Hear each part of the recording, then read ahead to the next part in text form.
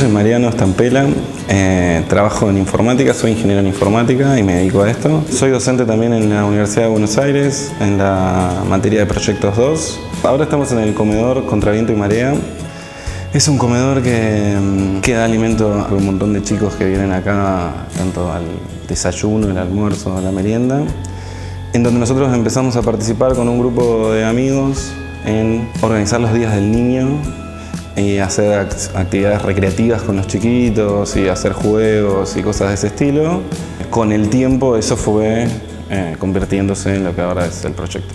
El proyecto Nahual lo conocí porque un amigo mío, varios de los chicos que venían acá antes que yo, bueno, me dijeron que estaban enseñando testing, programación, y me dijeron venite, aparte yo vivo cerca de acá, a 3 cuadras.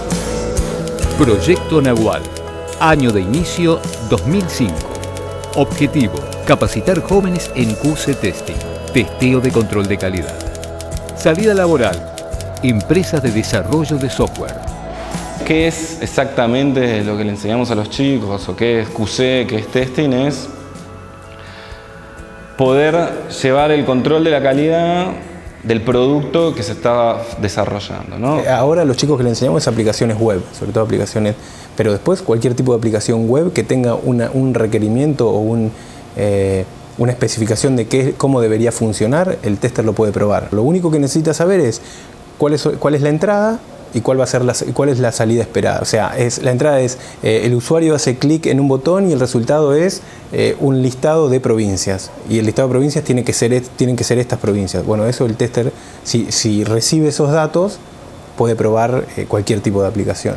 La idea es que el tester pruebe esta aplicación, encuentre los errores, los reporte y pasa a un ciclo de desarrollo donde el programador corrige esos errores.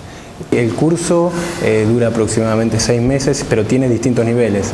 El curso básico es de 6 meses, después hay otro nivel más de 6 meses más y ahí ya diríamos que están en condiciones de poder empezar a trabajar en una empresa de sistemas del país.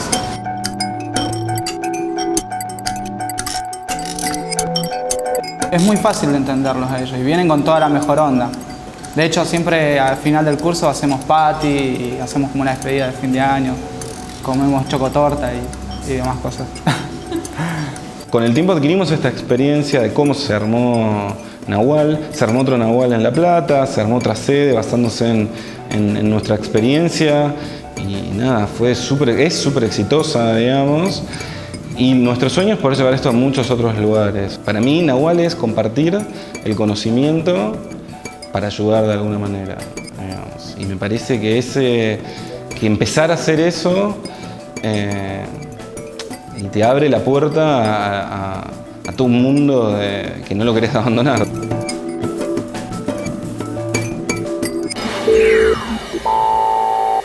Vamos a hablar ahora con la doctora Cristina Dejean. Nos visita hoy Cristina Dejean, bioquímica y doctora en el área Antropología Biológica UBA, miembro de la Asociación de Antropología Biológica de la República Argentina y de la Asociación Latinoamericana de Antropología Biológica. En su tiempo libre, camina por la playa. Cristina, a medida que va pasando el tiempo, el hombre, como fue conociendo más cosas, empezó a dividir lo que aprendía en distintas ramas, en distintas disciplinas, y se fue especializando. Y eso fue generando compartimentos estancos, y entonces uno tenía un problema, entonces había un matemático, un físico, un ingeniero, un bioquímico, un biólogo, y de pronto con el tiempo empezamos a advertir, algunas veces con dolor, que justamente ese tipo de aislamiento obra en detrimento de la tarea de los científicos. Pero el hecho de que usted es por un lado bioquímica, por otro lado trabaja en la Facultad de Filosofía y Letras. Exactamente. Para mí eso es fascinante, es la demostración más clara de que lo que pienso... Usted es un ejemplo bárbaro para mí, me viene bárbaro. Bueno, la verdad que sí. A ver, cuénteme un poquito, ¿qué pasó? De pronto apareció una bioquímica en la Facultad de Filosofía y Letras y me han dicho, ¿qué pasó con esta mujer? ¿Qué le pasa? Bueno, yo cuando era chiquita y quería ser científica... Sí. ¿Usted quería ser científica cuando era chiquita? De chiquitita. Tenía una enciclopedia en casa que se llamaba Lo sé todo, que por ahí usted la conoció. Sí. Y yo leía mucho la vida de Marie Curie y me la sabía de memoria casi. Pero también leía sobre las momias egipcias y sobre la arqueología y sobre los mayas y esas cosas.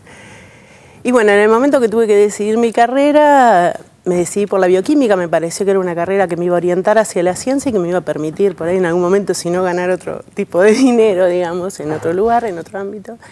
Sin embargo, digamos, enseguida empecé a entrar y a trabajar en microbiología, ¿no? Tempranito, a los 21 años, ya estudiante, empecé a ir al Instituto Malbrán.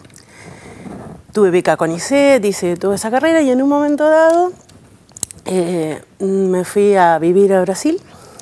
Y cuando volví, cuando estaba por volver, mejor dicho, salió... Ya era bioquímica. Ya era bioquímica, ya había tenido mis becas, estaba terminando el primer doctorado que empecé y no terminé, en microbiología. Y en ese momento decidí, digamos, cambiar un poco de área, de orientación. Me acordé de esas dos cosas que me gustaban, que eran la química y la biología. A raíz de una nota en un diario, había un suplemento en el diario Clarín que se llamaba Lo Nuevo y había una nota sobre antropología biológica. Y a mí eso me pegó. La bioantropología me pareció que era un campo interesantísimo donde yo como bioquímica podía hacer un aporte a la disciplina. Así que me contacté con la gente, contacté al doctor Carnese, que es el director, que es todavía el director de la sección donde trabajo. Y le dije, mire, yo quiero trabajar con usted, quiero hacer un aporte desde lo que yo sé o lo que yo hago, ¿no? Así Doctor que, Carnese. El doctor Raúl Carnese. ¿Y él y a qué se dedica él? Él es antropólogo y es doctor en Ciencias Naturales de La Plata, formado en La Plata, que es un lugar donde también la interdisciplina es muy fuerte. Es fuerte, sí. Así que bueno, empecé trabajando con diversidad poblacional en poblaciones modernas y bueno, y poco a poco fuimos pensando en empezar este trabajo que estoy haciendo ahora, que es arqueogenética o paleogenética. Ahora, es interesante porque arqueogenética creo que yo, no, lo cual no significa nada, pero yo no había escuchado hablar de arqueogenética. ¿Me puede explicar un poquitito qué es? Bueno, la arqueogenética intenta, digamos, establecer a través de la genética, o sea, de los datos biológicos que le podemos sacar a material arqueológico humano o material arqueológico asociado, como puede ser de plantas, de animales que convivieron con la gente en los sitios arqueológicos con la gente que estudiamos, información sobre de dónde vino la gente, si, por ejemplo, de dónde vinieron los camélidos que criaba esa gente, qué relación tienen con otras poblaciones de camélidos criados por otras poblaciones. A ver, Cristina, pero es muy interesante, pero en principio, cuando usted toma la decisión, bueno, voy a hacer esto, voy a aportar, quiero cruzar mis datos y mis conocimientos de como bioquímica y aportarlos a la arqueología. Entonces hay que conseguir muestras de ADN, por ejemplo. Exactamente. Eso no es trivial. No, no es la arqueogenética y todo el estudio de ADN en piezas arqueológicas empezó hace unos 25 o 30 años en una momia egipcia, en una momia china.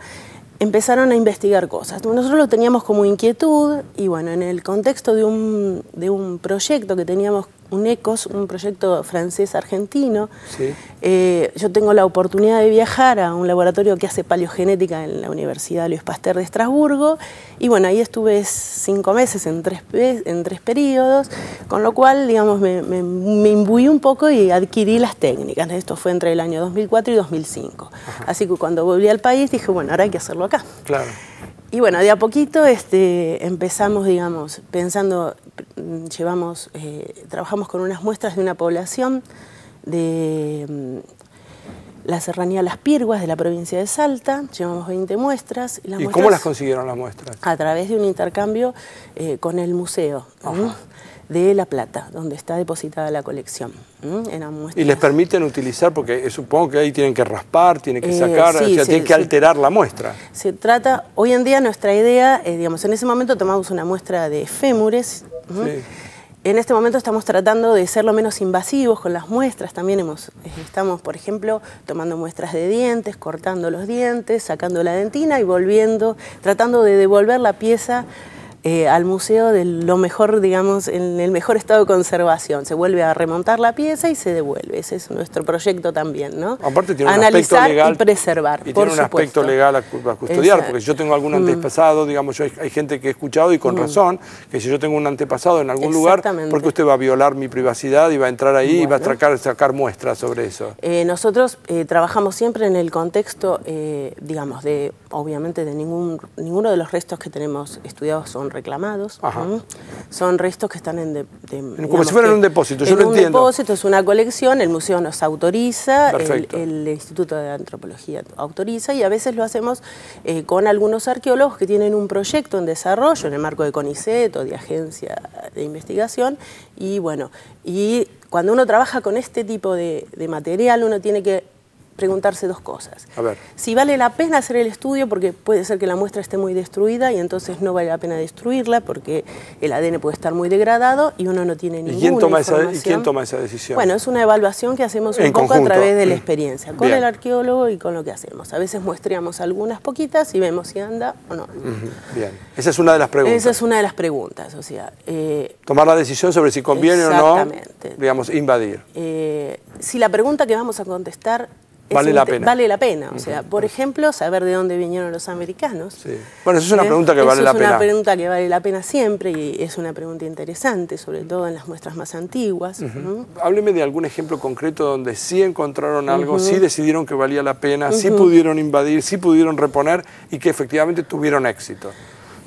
Bueno, en este momento, digamos...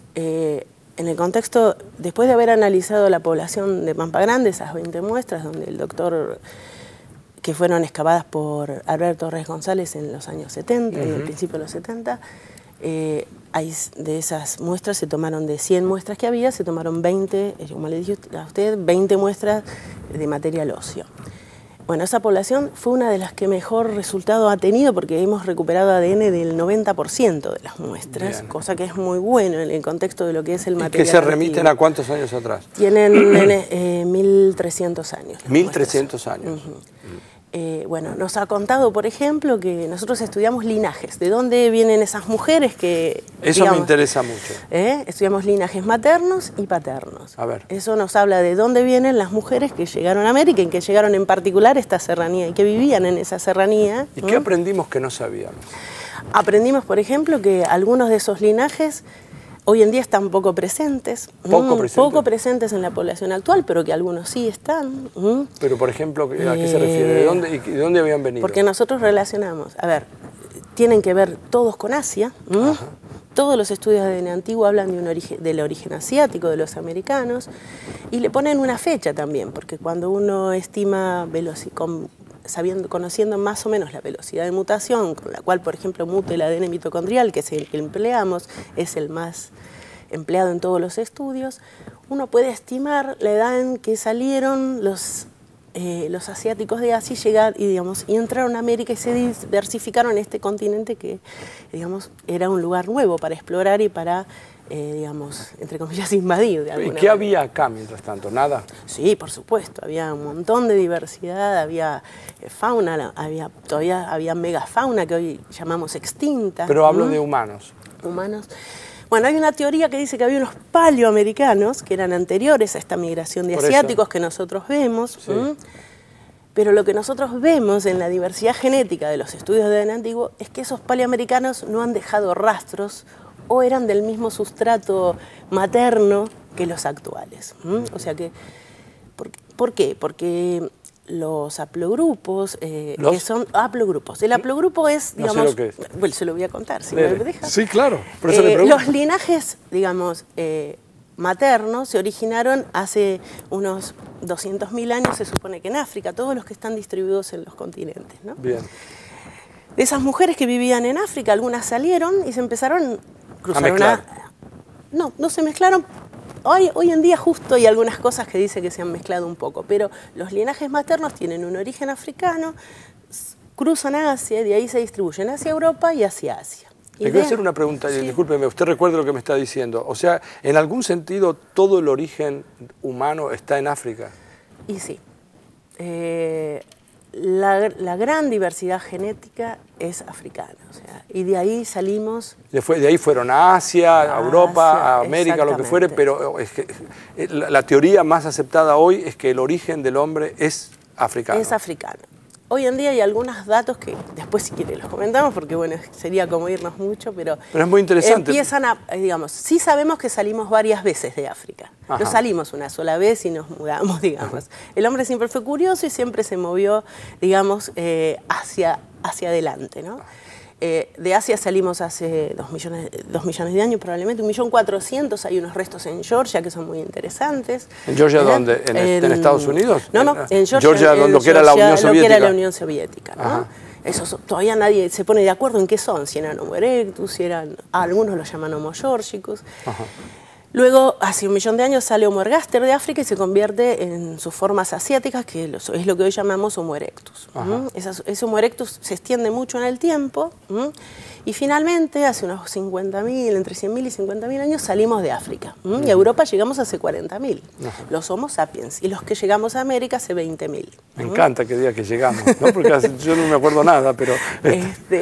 Bueno, el ADN mitocondrial dice eso, ¿no? ¿Qué es el ADN mitocondrial? El ADN mitocondrial... en las células hay 2 tipos de ADN.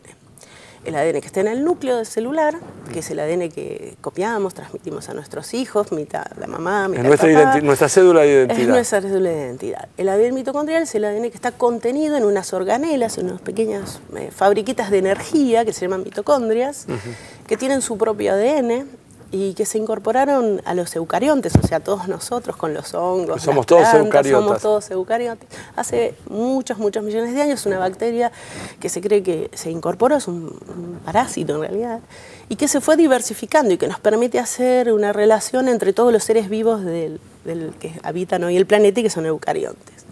Los Homo sapiens tenemos entonces una unidad que se puede buscar, la filogenia, digamos, humana, a través del ADN mitocondrial. Nos parecemos mucho a los Homo neanderthalensis.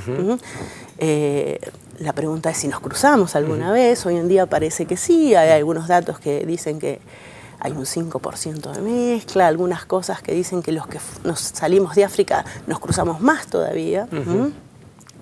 Y bueno, ese ADN mitocondrial me permite, digamos, estudiar el origen de las poblaciones. ¿Cómo? Usted imagínese que tuviéramos una hipotética primera mujer, un Homo sapiens. Sí. Esa mujer escribe una carta a la siguiente generación, ¿no? La siguiente generación, y la transmite a través del óvulo en sus mitocondrias, en ese ADN mitocondrial, que es un ADN chiquitito, tiene 16.000 pares de bases. Sus hijas, cuando copian la carta, cometen algún error y se las pasan a sus hijos. Esos errores son, no errores, pero son cambios al escribir la carta en una letra. Mutaciones. Son mutaciones. Entonces, esa primera generación va a llevar, a través de cada hija que pasa sus mitocondrias a sus hijas, algunos cambios. Cada generación humana, digamos, que va transcurriendo, va insertando errores diferentes o cambios en las letras, que se llamamos mutaciones, hasta que yo puedo estudiar todas las mitocondrias de la humanidad actual y establecer líneas de cartas que se fueron equivocando. O sea, volver para atrás en el tiempo. Volver para atrás en el tiempo. Si yo conozco con qué velocidad se reproducen las mujeres, una intergeneración de 25 años, y con qué velocidad se producen las mutaciones, uno puede estimar el origen tanto de ese primer conjunto de mujeres Homo sapiens como, por ejemplo, del conjunto de las mitocondrias que llegaron a América. Vamos a seguir en un ratito conversando con la doctora Cristina de Jan, aquí en Científicos Industria Argentina.